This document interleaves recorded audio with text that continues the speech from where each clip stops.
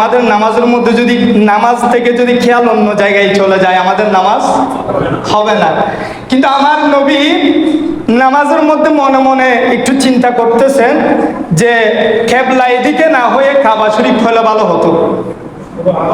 আর জুড়ে বলি না সুবহানাল্লাহ। আল্লাহর প্রিয় নবী, দুজানের বাদশা নবী, আমার নবীকে আল্লাহ কত বেশি ভালোবাসেন, কত বেশি মহব্বত করেন।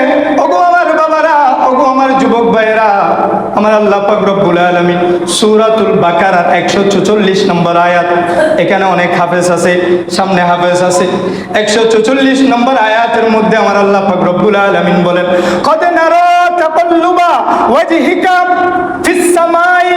আমার আল্লাহ পাক রব্বুল আলামিন বলেন, ওগো আমার হাবিব, ওগো আমার বন্ধু, আপনি নামাজের মধ্যে বারবার আসমানের দিকে তাকাচ্ছিলেন, বারবার নামাজের মধ্যে আপনি আসমানের দিকে তাকাচ্ছিলেন, আবার চোখ নামাচ্ছিলেন, একবার আসমানের দিকে দেখেন, আবার নিচের দিকে দেখেন।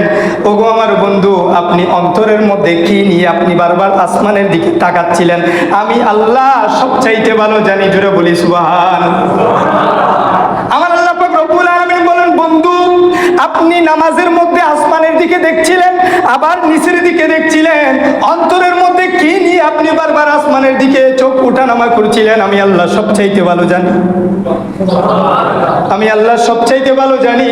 বন্ধুরে, আজকে থেকে আপনি যেটা মনের মধ্যে নিয়ত করেছেন, তখন আমার নবী অন্তরের মধ্যে কাবা শরীফ যাতে আমাদের কিবলা হয় সেটা অন্তরের মধ্যে আমার নবী এটা আশা নিয়ে আল্লাহর দরবারের দিকে, আসমানের দিকে বারবার চোখ ওঠানামা করেছিলেন। এই খবরটা আমার আল্লাহ পাক রব্বুল আলামিন বুঝে গিয়েছেন। জোরে বলি সুবহানাল্লাহ। সেই জন্য আল্লাহ পাক রব্বুল আলামিন সাথে সাথে বলতে লাগলেন, ফাওয়াল্লি ওয়াজহাকা শাতরুল মসজিদিল হারাম। বন্ধু আপনি শুধু চেয়েছেন কাবা শরীফ কিবলা হয়ে যাক, আপনার নামাজ শেষ করার পর্যন্ত সময় নেওয়ার দরকার নাই। আপনার নামাজ শেষ করতে হবে না, আপনি নামাজের মধ্যে বাইতুল মুকাদ্দাস থেকে আপনি কাবা শরীফের দিকে ফিরে যান নামাজের মধ্যে। সাথে সাথে আল্লাহ কোরআনের আয়াত নাজিল করে আমার নবী যেটা চেয়েছেন আল্লাহ সেটা নামাজের মধ্যে কবুল করে ফেলছে।